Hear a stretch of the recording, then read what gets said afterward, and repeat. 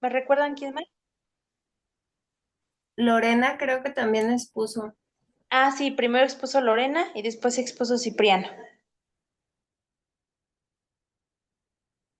Ok, perfecto. Entonces, ¿pueden ir compartiendo, por favor? Nelly, ¿qué tema te toca? ¿Me recuerdas? Es encefalopatía metabólica. Ah, ok, sí, está muy bien. Ok, vamos compartiendo y ya saben que en cualquier punto que necesite yo abordar, lo voy a realizar para comentar algunas cuestiones, ¿ok? Buenas tardes, Cipriano. Buenas tardes, maestra. Una disculpa, pero les comentaba a tus compañeros que se fue la luz y obviamente pues se fue el internet y aquí cuando se va la luz también se va la señal, entonces pues ni cómo comunicarme con ustedes, ni con no, el coordinador ni nada, entonces pues apenas nos restablecieron el servicio, pero ya. Después, aparte de ti, Nelly, ¿quién más va a exponer? Yo, maestra. Ah, ok, Gaby, perfecto, bien. Entonces comenzamos, Nelly, por favor. Ya se ve tu presentación, ya nada más, si me haces favor de compartir tu pantalla completa.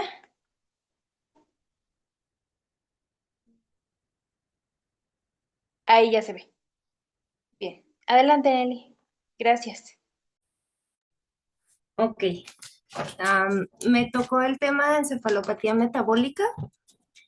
Em, Ay, déjeme ver, porque casi no le hallo. Ahí está. Encefalopatía metabólica. La encefalopatía metabólica es un estado clínico de disfunción cerebral global caracterizado por alteraciones en el estado mental que ocurren como consecuencia de trastornos sistémicos ajenos al sistema nervioso central. O sea que por otro tipo de problema que tiene el cuerpo, empieza a haber un problema cerebral. Se define como un síndrome de disfunción cerebral aguda o subyacente debido a las alteraciones, ay, perdón, y en la homeostasis metabólica del organismo es un trastorno potencialmente reversible si se identifica y trata de las causas subyacentes con rapidez. La homeostasis metabólica del organismo es el estado de equilibrio dinámico que permite al organismo mantener constantes sus condiciones internas, que son químicas y energéticas, a pesar de las variaciones del entorno o la dieta. En un paciente en UCI, este equilibrio es frágil y la ruptura es lo que desencadena las fallas multiorgánicas. Existen tres pilares de la homeostasis, que es homeostasis de la glucosa, del nitrógeno y la hidroeléctrica y base, ácido base. Las voy a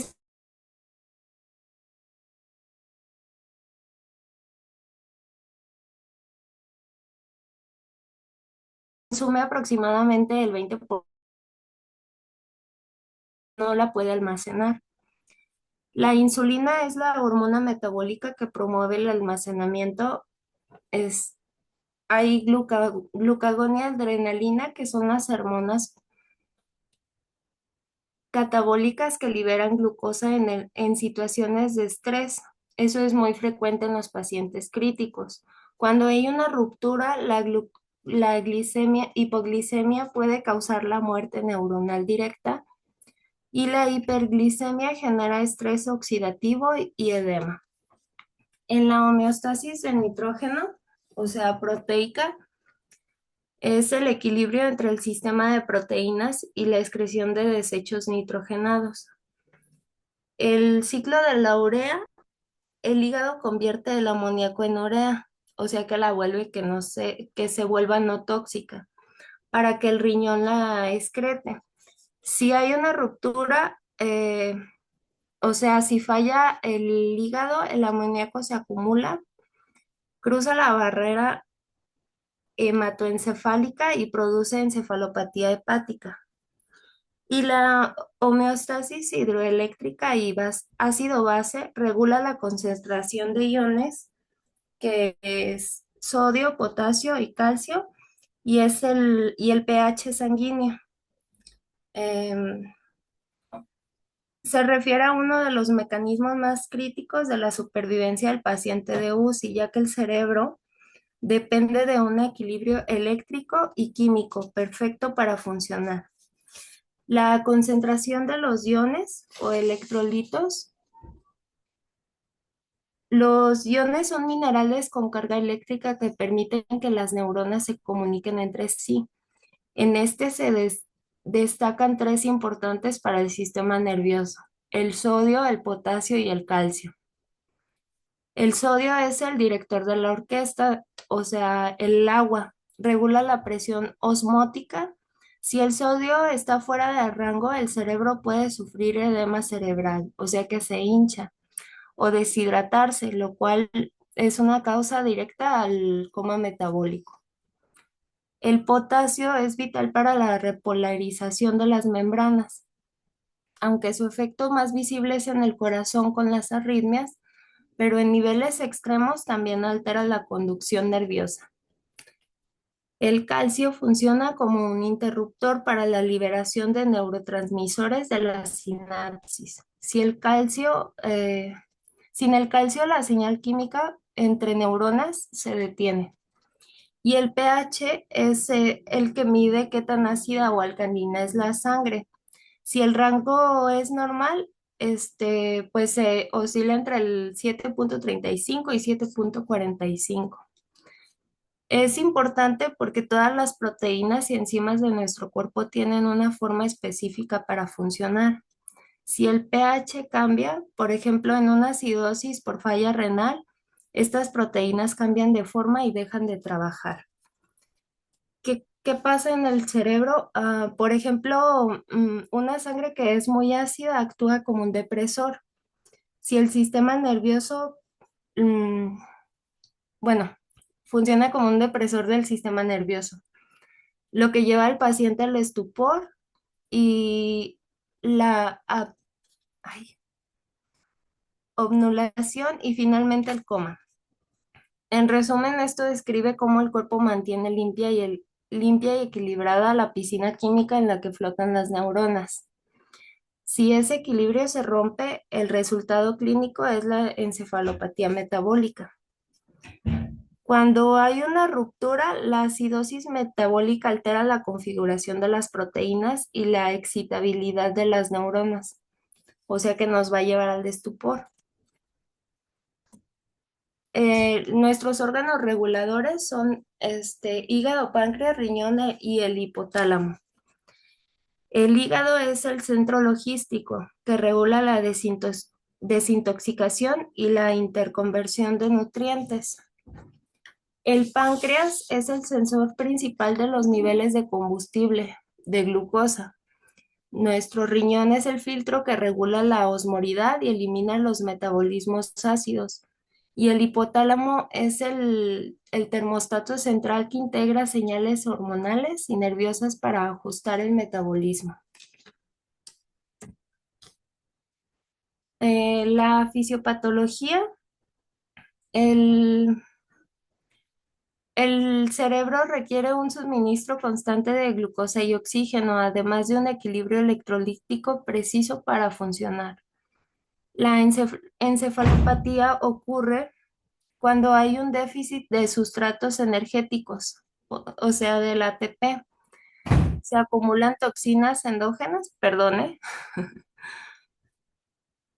como el amoníaco y la urea. Existe desequilibrio osmótico que afecta el volumen celular neuronal y se alteran los niveles de neurotransmisores, o sea, con exceso de glutamato o GABA. Las causas más comunes: existen múltiples etiologías que generalmente se clasifican según el sistema orgánico afectado. Fallo de órganos específicos. En la encefalopatía hepática bueno, dice que es producida la acumulación de amoníaco y otras toxinas que el hígado no pueden procesar debido a cirrosis o fallo hepático agudo. Eh, Nos explica que es la disfunción cerebral causada por la insuficiencia hepática o el shunt portosistémico. Su fisiopatología, la neurotoxicidad de amoníaco. El amoníaco se produce en el intestino por la degradación de bacterias de bacterias de proteína. Cuando hay un fallo en un hígado cirrótico o insuficiente, no puede convertir el amoníaco en urea. El amoníaco entra al cerebro y es captado como por los astrocitos que lo convierten en glutamina. La glutamina es osmóticamente activa, o sea que succiona agua hacia el astrocito provocando edema cerebral citotóxico. Las manifestaciones específicas es el flapping, aste- asterixis se llama, que es un temblor característico en em,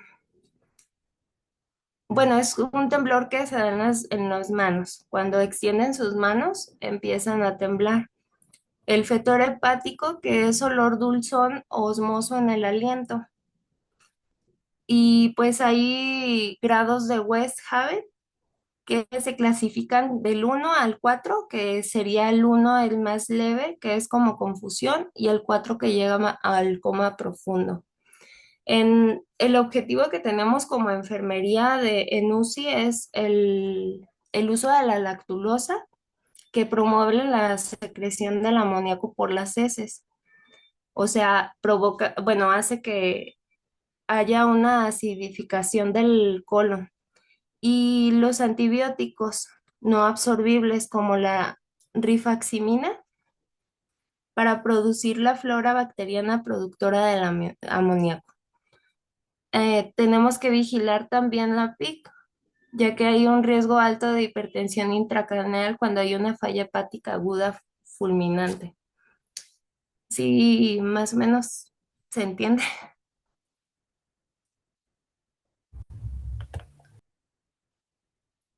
¿Dudas? Sí, Tantito, Nelly. Hasta aquí, tantito, ¿eh? Ok. Bueno, vamos a dar un resumen de lo que nos quiso o nos dio a entender su compañera Nelly, ¿ok? En esta parte estamos hablando de lo que son encefalopatías metabólicas y hay que entender que las encefalopatías metabólicas son trastornos que afectan al sistema nervioso, o sea, trastornos neurológicos, ¿ok? Pero una encefalopatía metabólica va a ser consecuencia de una enfermedad, principalmente enfermedades sistémicas como diabetes, hepatopatías, insuficiencia renal, insuficiencia cardíaca, ¿ok? Cuando tenemos estas enfermedades en el paciente y se complica nuestro paciente, va a afectar directamente al cerebro y va a hacer que ocurran estos trastornos neurológicos, ¿ok? Por lo tanto, vamos a decir en este caso, chicos, que las encefalopatías metabólicas van a ser, van a presentarse como consecuencia de la falta de glucosa, falta de oxígeno o en el caso de algunos factores metabólicos, como puede ser deficiencias de cierto tipo de vitaminas, ¿ok? Esta deficiencia de lo que acabamos de decir, glucosa, oxígeno, vitaminas, va a hacer que nuestro cerebro, bueno, primero que empiece a haber una disfunción en los órganos periféricos y por último va a tener como consecuencia la afectación a nivel cerebral, ¿ok? Que nos causa estos trastornos neurológicos, como qué pueden ser los trastornos neurológicos. En este caso, pues bueno, principalmente pérdida de la conciencia, ¿ok? Que va a tener mi paciente. Aparte de esto, pues obviamente, no sé si lo va a mencionar Nelly, pero vamos a tener principales tipos de encefalopatías metabólicas, como es encefalopatía hipoglicémica, que nos está hablando de qué, de que es consecuencia del paciente que tenga trastornos en la glucosa.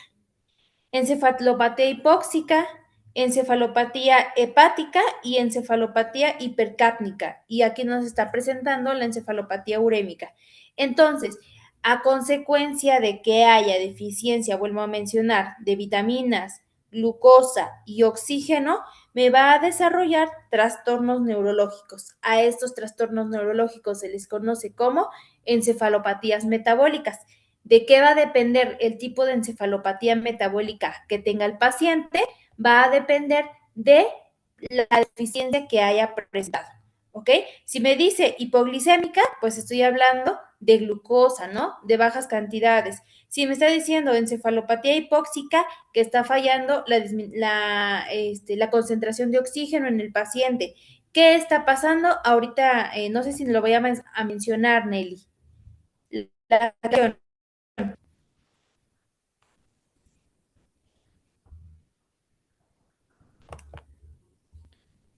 bueno, ¿hasta aquí sí me entendieron? El resumen que les quise dar a entender de lo que explicó su compañera, Sí, maestra. ¿sí? ¿Quedó más claro? Hasta aquí van dudas, preguntas o algo que quieran mencionar. Cipriano, Roberto, Harumi.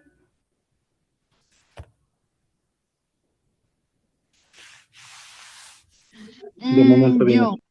Entonces se podría decir que son como problemas potenciales dependiendo de dónde se desencadena en sí la patología. Sí, exactamente. Mira, como por ejemplo, en pacientes que tienen enfermedades metabólicas como puede ser diabetes, ¿no? El paciente con diabetes, obviamente, ahorita su compañera, a ver, retrocede unas diapositivas, Nelly, por favor. Ahí nos está hablando que en el cuerpo debe de haber una homeostasis. En el paciente diabético se pierde la homeostasis de la ruta metabólica de la glucosa.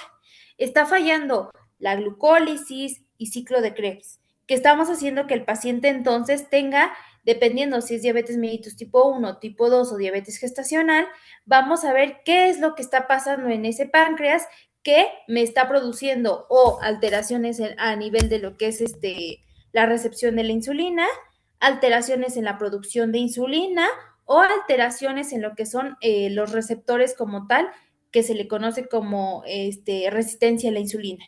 Cuando hay alteraciones, en este caso, hablando de la encefalopatía hipoglicémica, el paciente va a tener de enfermedad de base la diabetes. Pero si el paciente se descontrola porque no se toma sus medicamentos, no se inyecta la insulina, aparte el paciente es hipertenso, aparte el paciente no cuida sus hábitos alimenticios, no hace ejercicio y demás cosas, va a ser un factor que me va a desencadenar que entonces esa homeostasis de la glucosa todavía se pierda más. Y como consecuencia no solamente está afectando el funcionamiento del páncreas, sino también está funcionando órganos vecinos como intestino delgado, intestino grueso, empiezan a fallar, por eso me dice que empiezan a fallar órganos periféricos y empieza a fallar cerebro. Es como una intoxicación que va a producirse por esa descontrol del órgano que se esté afectando y como consecuencia ahora me va a dañar lo que es el sistema neurológico, ¿ok? Por eso uno de los principales, en este caso, alteraciones clínicas que va a tener el paciente son la pérdida del estado de la conciencia, el estupor y demás cuestiones que ahorita nos los va a mencionar Nelly. ¿Sí quedó un poquito más claro, Gaby? Sí, maestra, muchas gracias. Ok. Ahora sí, continúa, Nelly, por favor. Ok, gracias. Aquí estamos.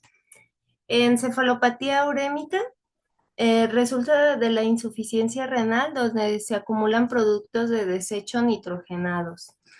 Es la alteración cerebral producida por la insuficiencia renal aguda o crónica avanzada. En fisiopatología, las toxinas urémicas y barrera hematoencefálica. Acúmulo de solutos, no solo es la urea, se acumulan compuestos guanidímicos creatinina y ácidos orgánicos. La disrupción de la barrera hematoencefálica, o sea que las toxinas aumentan la permeabilidad de la barrera, permitiendo el paso de sustancias nocivas. Cuando hay un desequilibrio neurológico, las toxinas urémicas inhiben a los receptores gamma, que son los inhibitorios, y sobreestimulan los receptores NMDA, que son los excitatorios. En una acidosis metabólica, el exceso de hidrógenos altera el metabolismo neuronal global. Las manifestaciones que tenemos son mioclónicas, mioclonias, perdón, y fasci- fasciculaciones, o sea, sacudidas musculares involuntarias. Esas son comunes también en lo que hablábamos de la encefalopatía hepática. Convulsiones, umbral convulsivo disminuido debido a los cambios electrolíticos y de pH, el aliento urémico, que es olor a amoníaco, o orina en la cavidad oral. El objetivo en USIN es la terapia de reemplazo renal. Puede ser diálisis o hemodiafiltración continua para remover las toxinas, control de electrolitos, vigilancia estrecha de potasio, calcio y fósforo. El balance hídrico estricto, o sea, prevenir la sobrecarga de volúmenes que agraven el edema cerebral. Y bueno, el manejo de enfermería en la hepática es muy digestivo. Ya ven que hablamos de lo de la lactulosa y pues también pueden ser enemas, mientras que en la urémica es más tecnológico, que es el manejo de la máquina de diálisis. En siguiente, trastornos endocrinos y Tantito aquí nuevamente, Nelly. sí, Vamos a explicar uno por uno, ¿ok? Nuevamente. Entonces, vámonos con la encefalopatía urémica que acaba de explicar su compañera, ¿ok? Para esto hay que recordar principalmente cuál es la función de la unidad funcional renal, que en este caso tenemos que es la nefrona, ¿ok? En un paciente normal, la nefrona está funcionando. ¿Qué? ¿Cuál es su función en este caso, en el riñón? Filtrar, reabsorber, secretar y excretar. Tiene el riñón 4 funciones principales. Filtrar, ¿qué va a filtrar? Productos de desecho. ¿Qué va a excretar? Productos que al cuerpo ya no le funcionen. ¿Qué va a secretar? Hormonas como renina, angiotensina y aldosterona. Hormonas que me ayudan a lo que es el equilibrio hídrico. ¿Y qué va en este caso a reabsorber? Sustancias que el cuerpo aún le funcionen. ¿Ok? Ahora, dentro de su función de la nefrona, en este caso, ¿cuál es? Una de las importantes, excretar. ¿Qué va a excretar? Productos de desecho que al cuerpo no le funcionen y que si en algún caso los reabsorbe la nefrona, me puede causar problemas. Ahora, en el paciente con insuficiencia renal, ¿qué le pasa? Que esa nefrona va a perder la capacidad de secretar, de excretar, de reabsorber y de filtrar. Por lo tanto, productos de desecho, como lo que aquí mencionó, nitrógenos, ¿ok? Productos de desecho como urea, como carnitina, no se van a salir, no se van a desechar. Al contrario, si un paciente tiene insuficiencia renal y aparte no se cuida, no sigue su tratamiento, ¿qué creen que va a pasar? Que esos productos por parte del tratamiento no van a ser eliminados y por lo tanto el cuerpo los reabsorbe, cosa que no debería de pasar. Entonces, esos productos de desecho que el cuerpo está reabsorbiendo van a ir por el torrente sanguíneo, porque obviamente parte de lo que es este paso de lo que es la nefrona es que tenemos, si recuerdan un poquito de lo que es anatomía, la arteria aferente y la arteria eferente, por donde entra y salen los productos que se absorben. Por lo tanto, estos productos de desecho que no son eliminados y que son reabsorbidos van a regresar al torrente sanguíneo por la arteria eferente, ¿ok? Entonces, regresan al torrente sanguíneo y van a llegar a la barrera hematoencefálica. ¿Y qué va a hacer? Que ¡pum! Se alojan ahí en cerebro y empiezan a producir una serie de alteraciones. A estas alteraciones, ¿cómo se le conoce? Como encefalopatía metabólica de tipo urémica. ¿Entendimos esta parte cómo se produce?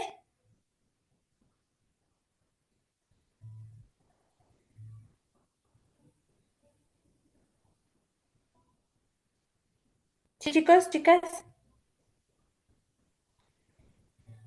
Por lo tanto, aquí el paciente con una encefalopatía urémica va a empezar a tener alteraciones como cuáles, por favor le van anotando ahí, van a ser alteraciones como va a ser delirio, confusión, convulsiones, disfunción cognitiva, anomalías en la memoria como pérdida de memoria a corto plazo, ¿ok? Y va a tener en este caso el paciente hiperreflexia, va a tener el paciente, creo que lo había mencionado Nelly, papiloedema y asterexis, ¿ok? También podemos observar en algunos pacientes miopatía, principalmente también, ¿ok? Que me está hablando de una encefalopatía metabólica de tipo urémica. Si llega el paciente, si se dan cuenta, las encefalopatías metabólicas se van a caracterizar por lo que les había dicho, confusión, pérdida del estado de conciencia y en la mayoría convulsión.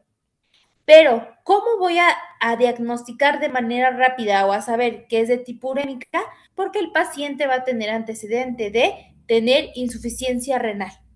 ¿Ok, chicos? ¿Entendieron este tipo de encefalopatía urémica? Gaby, Cipriano,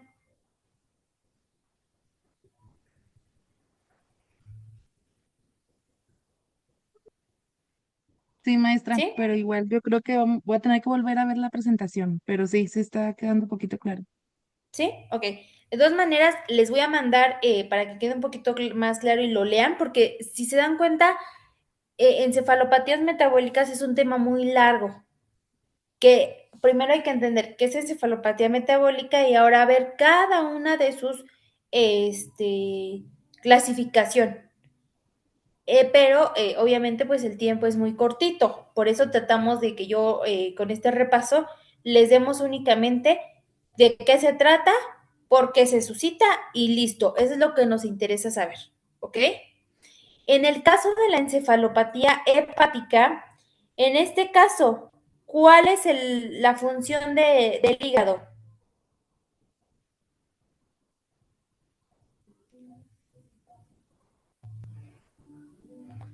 ¿Cuál es la función?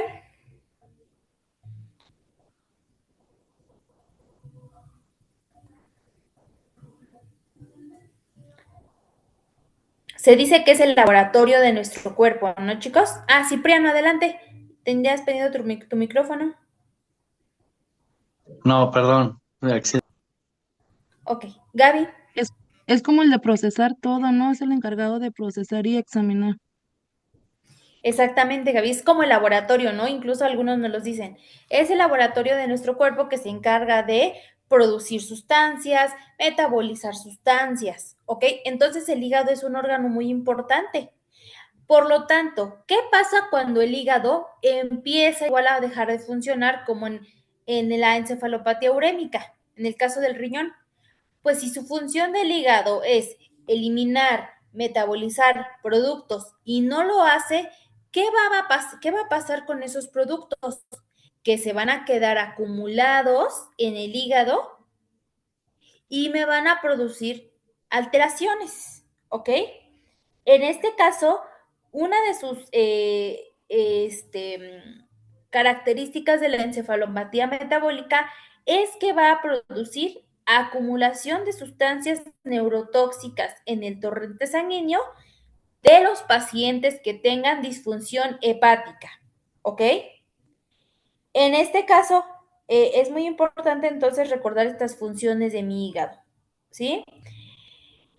Por lo tanto, vamos a decir en esta parte que van a presentar los pacientes encefalopatías metabólicas o consecuencia en pacientes que tengan cirrosis hepática,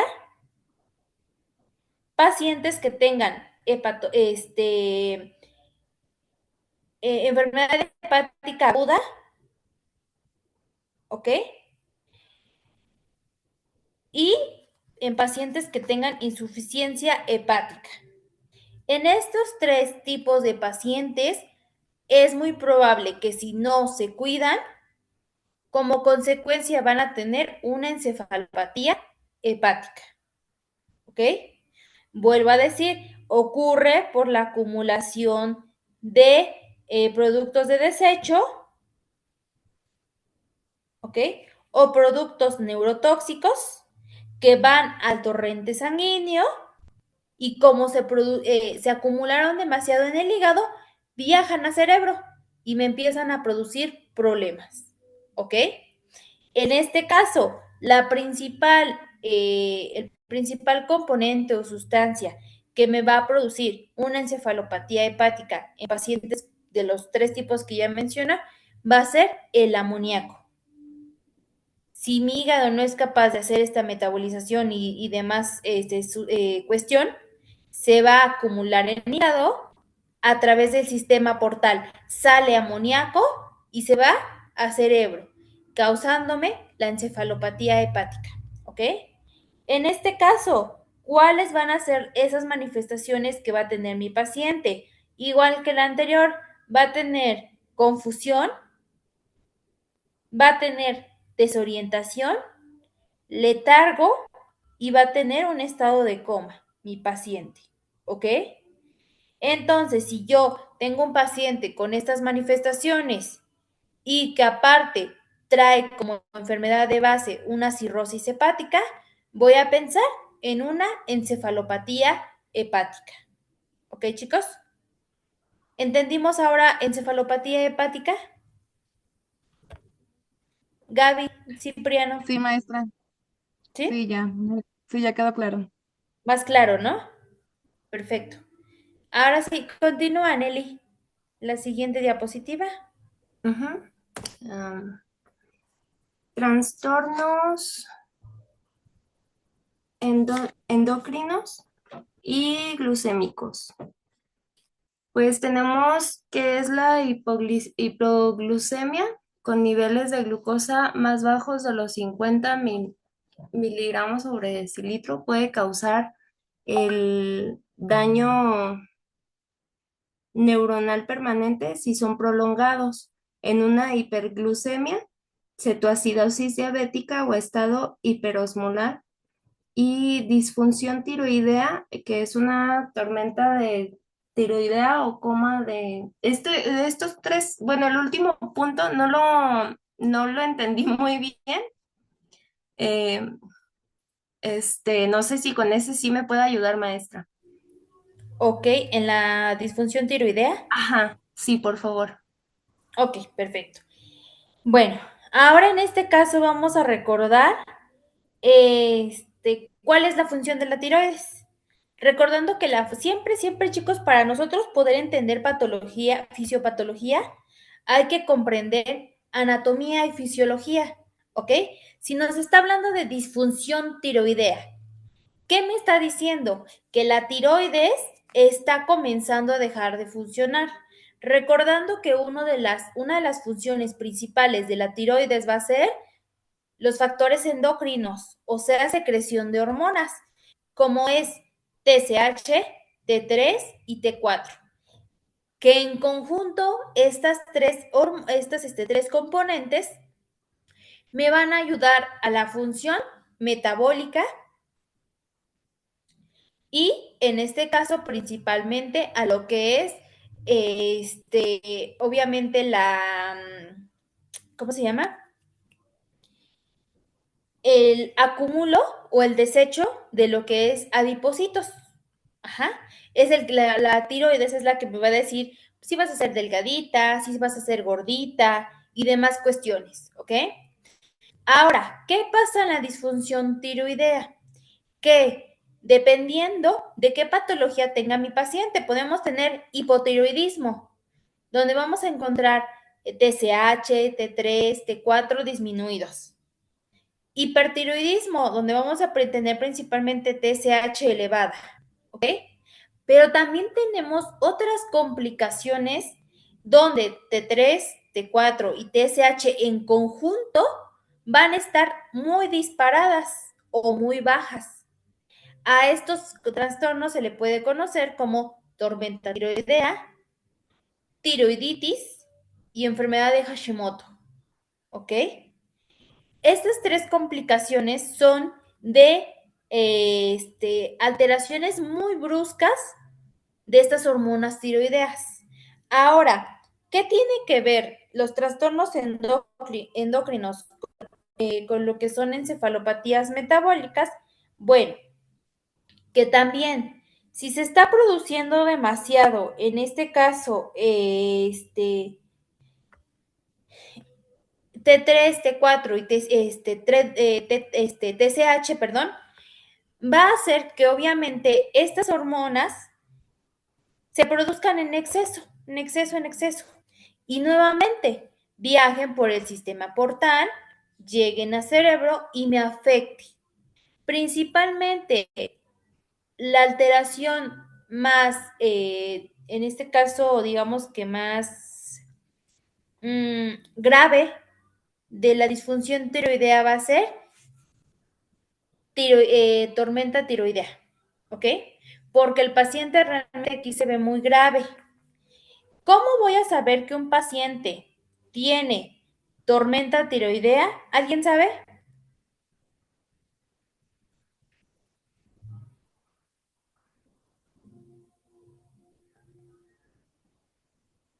No sé si estoy en lo correcto, pero va a estar hipertenso, ¿no? Y se va a manifestar en los ojos. Ok, muy bien. ¿Qué, ¿Cómo se le ve característica? ¿Qué característica tienen los ojos, Gaby? En lo que es lo de la esclera, se le ve como si tuviera literalmente a la mitad del ojo una línea y puros vasitos hacia abajo. Ok, muy bien. Entonces, en este caso, como lo mencionó Gaby, ¿no? Esas manifestaciones van a ver en el paciente. Pero entonces, ¿qué debe de quedar claro en la tormenta tiroidea? Que va a ser una crisis tirotóxica, así se le conoce. Tirotóxica, ¿por qué? Porque es una patología mortal por el hipotiroidismo grave que está presentando en el paciente. ¿Ok? Por eso les digo que esta es la principal patología que me va a afectar cerebro. ¿Sí? En este caso, ¿cómo se llama? La tormenta tiroidea lo vamos a ver en pacientes que tengan hipotiroidismo descontrolado, ¿ok? O que no tengan diagnóstico de hipertiroidismo, perdón, hipertiroidismo controlado o que no tengan noción de que tienen esta patología, ¿ok? Por lo Como tanto, quien dice, un ah, mal apego al tratamiento. exactamente, exactamente. Por lo tanto, ¿cuáles son los laboratorios que le voy a realizar al paciente? Obviamente, este, pues para valorar mis hormonas tiroideas, un perfil tiroideo. ¿Cómo voy a diferenciar una tormenta tiroidea de hipertiroidismo y de hipotiroidismo? Ojo, en la tormenta tiroidea el paciente va a tener T4 y T3 elevado y TSH va a estar disminuido, ¿ok?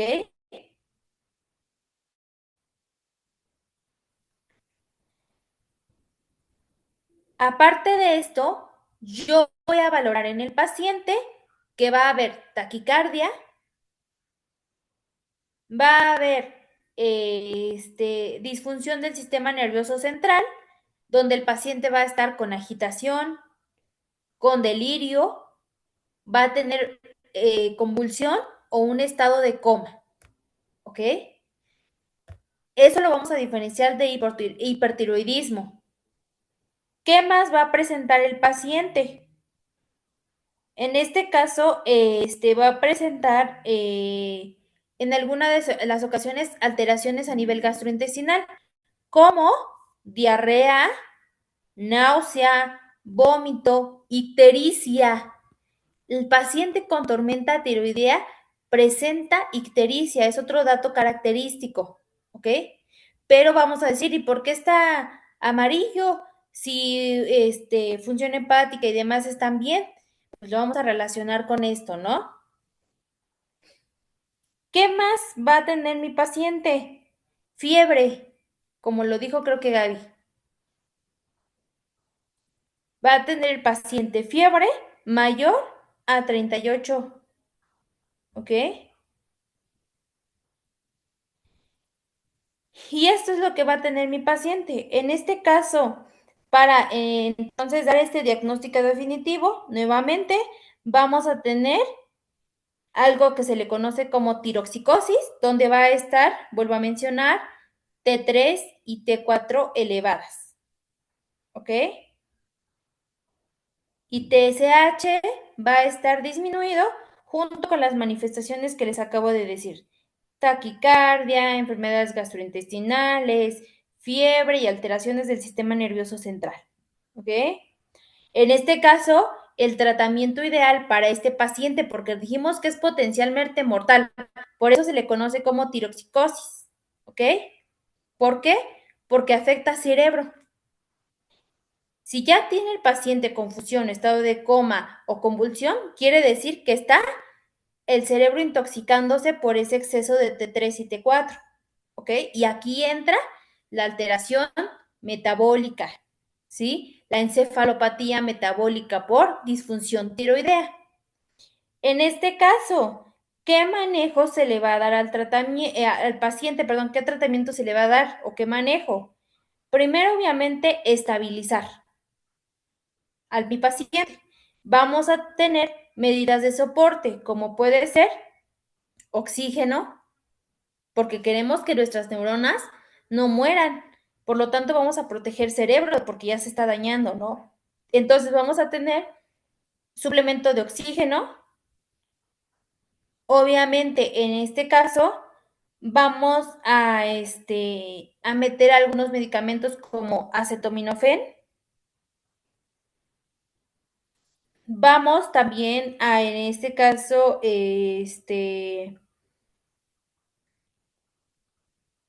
a tratar de reducir lo que son las hormonas tiroideas que se están produciendo en exceso. En este caso se le conoce como retroalimentación negativa, cuando queremos disminuir esas hormonas que están elevadas. Por lo tanto, vamos a hacer una síntesis de hormona tiroidea para reducirla y vamos a usar tionamida, ¿ok? Podemos tratar también de reducir la liberación de las hormonas tiroideas con solución de yodo, ¿ok? Y obviamente pues líquidos al paciente para que, en este caso los líquidos son muy importantes para que nos ayude a metabolizar más rápido todos estos componentes, ¿ok? Y desecharlos. Y esto es lo que tiene que ver disfunción tiroidea, específicamente tormenta tiroidea, en encefalopatías metabólicas. Por eso afecta a mi cerebro. ¿Entendimos esta otra alteración? Sí, Sí, maestra, maestra, gracias. gracias. ¿Sí? Ok, perfecto. Continúa, Nelly. Ok. Desequilibrios electrolíticos y ácido base. El cerebro actúa, bueno, em, mm, en las alteraciones en los electrolitos y el pH no solo son números, representan cambios físicos en el volumen y en la excitabilidad neuronal. Tenemos que está la hiponatremia, especialmente cuando los niveles de sodio disminuyen por debajo de 120 miliequivalentes por litro de forma rápida. Y bueno, es el trastorno electrolítico más común en UCI. El síntoma neurológico aparece principalmente cuando el descenso es rápido y llega a valores críticos. El sodio es el principal determinante de la osmoralidad extracelular. Al bajar el sodio en la sangre, el espacio extracelular se vuelve hipotónico respecto al interior de las células. Por osmosis, el agua se desplaza desde la sangre hacia el interior de las células cerebrales, buscando equilibrar las concentraciones. La consecuencia puede ser edema cerebral citotóxico, dado que el cráneo es muy rígido. Este aumento de volumen eleva la presión intracraneal, provocando cefalea, convulsiones y riesgo de herniación. La corrección debe ser lenta. Una corrección demasiado rápida puede causar el síndrome de desmielinización osmótica, un daño irreversible en la protuberancia cerebral. La hipercalemia es calcio elevado, es fundamental para la transmisión del impulso nervioso y la liberación de neurotransmisores. El calcio actúa estabilizando la membrana neuronal. Niveles elevados de calcio elevan el umbral de excitación. Las neuronas se vuelven menos sensibles a los estímulos, es decir, que necesitan un estímulo mucho más fuerte para dispararse en potencial de acción. La consecuencia sería depresión del sistema nervioso central. El, el paciente va a presentar letargia, debilidad muscular extrema, confusión y puede progresar al coma. El desequilibrio de ácido base, ahí voy. ¿Dónde?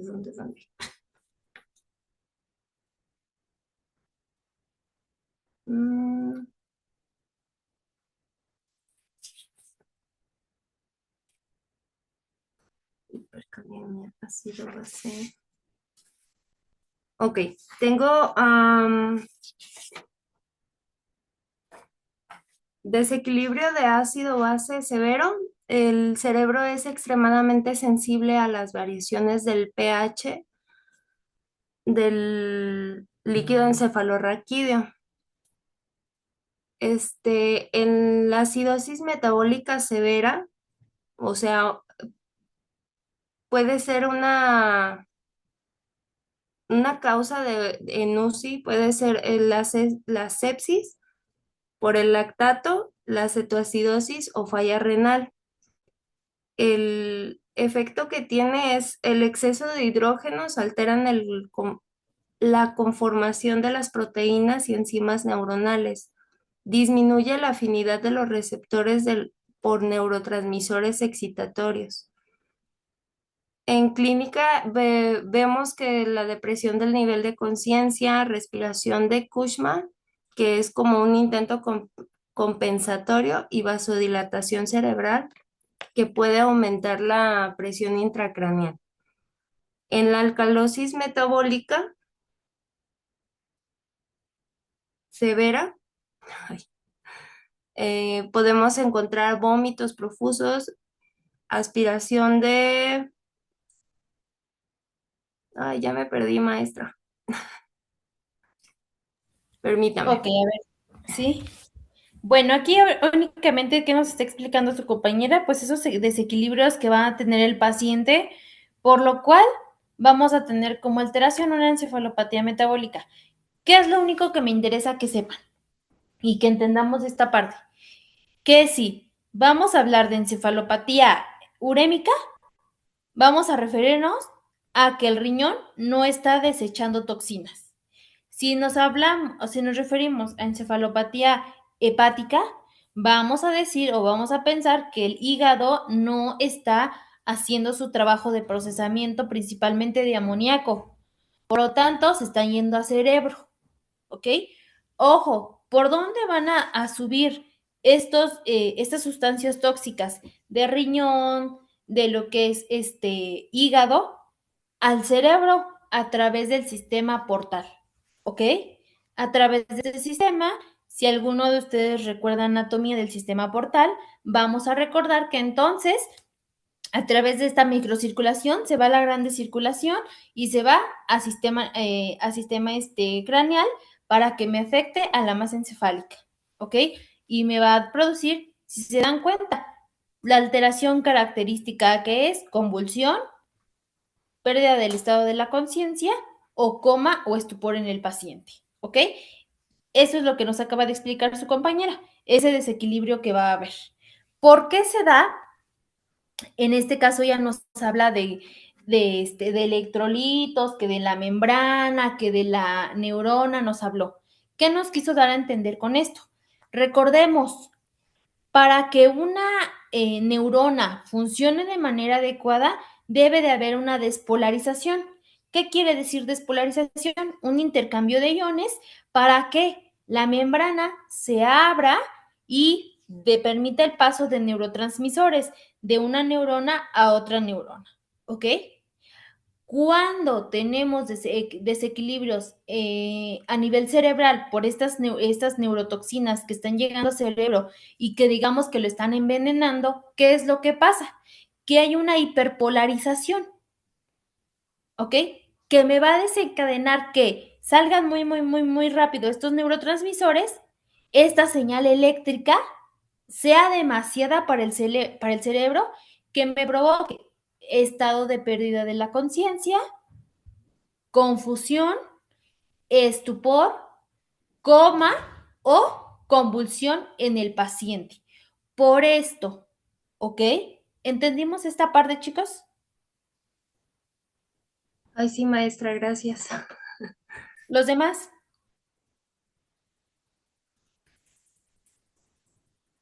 Gaby, Roberto, Cipriano, Harumi.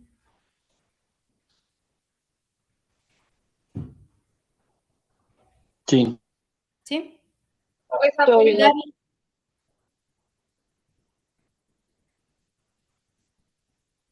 Ok, continuamos. Nelly, por favor. Ok, hipoxia e isquemia. Reducción del aporte de oxígeno al cerebro por insuficiencia cardíaca, enfermedad pulmonar o parada cardiorrespiratoria, encefalopatía hipóxico-isquémica. Y encefalopatía por sepsis, disminución cerebral mediana por la respuesta inflamatoria sistémica ante una infección grave. Las manifestaciones clínicas, el síntoma cardinal es la alteración del nivel de conciencia que puede oscilar desde una leve confusión hasta el coma profundo. Alteraciones cognitivas, desorientación en tiempo y espacio, pérdida de memoria reciente y falta de atención. Fluctuación, el paciente puede estar alerta por la mañana y muy confuso o somnoliento por la tarde. Asterixis, flapping tremor, que es lo que hablamos, un temblor característico de aletear las manos cuando se extienden las muñecas, de lo de la encefalopatía hepática y de la urémica. Alteraciones psicomotoras, agitación, delirio, o por el contrario, bradicinesia y estupor, y signos autonómicos, alteración en la frecuencia cardíaca, sudoración y temperatura. Para el diagnóstico se basa principalmente en la sospecha clínica y la exclusión de las causas estructurales. O sea, tenemos que saber por qué se está desencadenando, que va a ser por otro tipo de patología. un análisis de sangre con una bioquímica completa, glucosa, urea, creatinina, electrolitos, perfil hepático, niveles de amonio, gasometría arterial y hemograma. En estudios de neuroimagen, la tomografía y resonancia magnética, se utiliza principalmente para descartar hemorragias, infartos o tumores. En la encefalopatía pura, los resultados suelen ser normales, o sea que todo va a estar bien en las imágenes. En electroencefalograma es muy útil y suele mostrar un enlentecimiento difuso de la actividad cerebral. Un hallazgo clásico en las ondas trifásicas, y para descartar podría ser una punción lumbar si se sospecha de meningitis o encefalitis infecciosa. El tratamiento pues es el tratar la causa subyacente. En la encefalopatía hepática, el uso de lactulosa para eliminar el amoníaco en las heces y la rifaximina. En la hipoglicemia, la administración inmediata de glucosa intravenosa. En trastornos electrolíticos es la corrección gradual de los niveles, especialmente en la hiponatremia, para evitar la mielinólisis pontina. En la urea, la diálisis o manejo de función renal.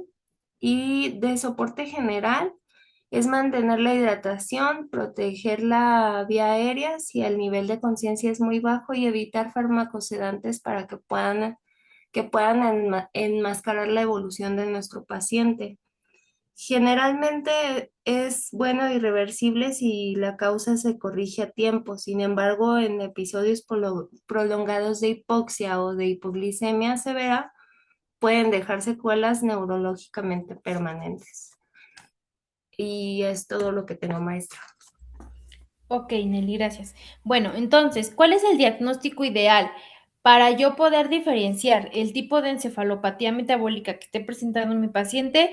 En este caso, pues primero, los análisis de sangre, como aquí ya lo tiene su compañera, una biometría química, perdón, completa, ¿ok? ¿Qué me interesa saber?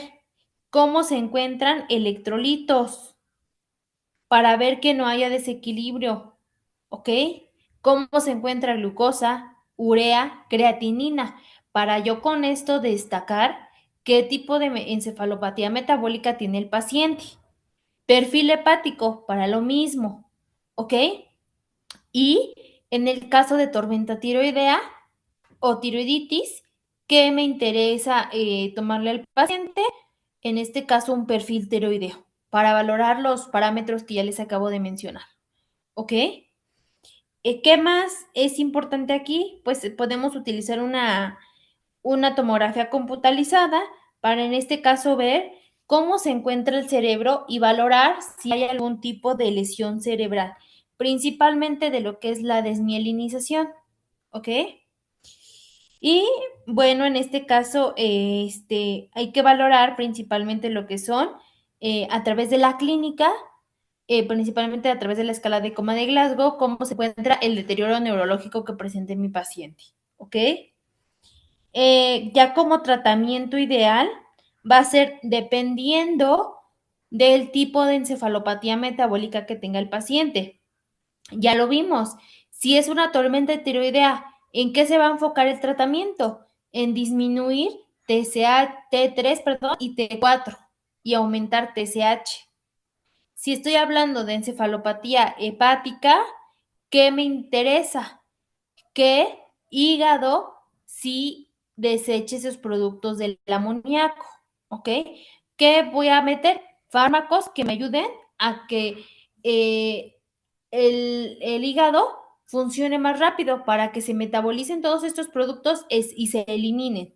Lo mismo con lo que es la encefalopatía urémica, ¿ok?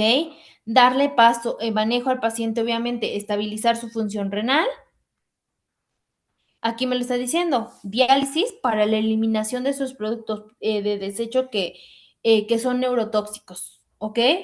Entonces, dependiendo del tipo de encefalopatía, va a ser el tratamiento que se le va a dar al paciente, pero de manera generalizada a todos los pacientes de encefalopatías metabólicas vamos a dar soporte de oxígeno o ventilación mecánica si hubiera deterioro del estado de la conciencia principalmente, o una escala de coma de Glasgow menor o igual a 8 puntos, ¿ok? Y vamos a meter o infundir líquidos, excepto en el paciente con insuficiencia renal, para que se metabolicen un poco más rápido y sean desechados estos productos que están intoxicando el cerebro. ¿Ok, chicos? Hasta aquí, dudas, preguntas que tengan.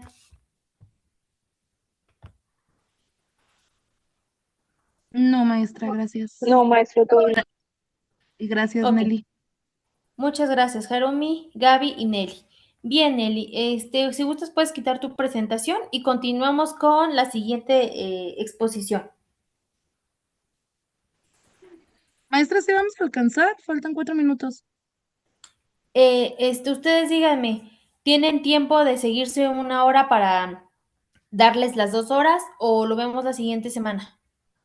De mi parte, que soy yo la que sigue, no, maestra, porque como estoy laborando, Ah, ok, ya va a ser cambio de turno casi, ¿no? Bueno, tienes que ajá, terminar. Ok, sí, bueno. Entonces, ¿les parece si dejamos bueno, hasta aquí la clase y el tema que le toca a Gaby y a los demás compañeros, porque ya es la última clase, la siguiente, ¿no? Porque de ahí dentro de 15 días es nuestro examen, ¿es correcto? sí, ya la siguiente terminaremos los temas, Ok, aparentemente. ok. Entonces, seguimos con tu tema la siguiente semana, Gaby, puntuales, para que comencemos contigo, Gaby, y después los siguientes temas que faltan, ¿ok? Si nos hacemos un poquito más de tiempo, pues espero no tengan inconveniente en seguirnos a lo mejor una media hora más, o una hora, para terminar de ver todos estos temas y que, pues estén completos para el examen final.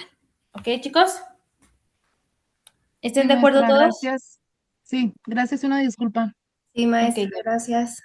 no, nuevamente una disculpa a todos, pero bueno, espero ya no me vuelva a pasar porque si no, ni cómo les digo, ni cómo avisarles.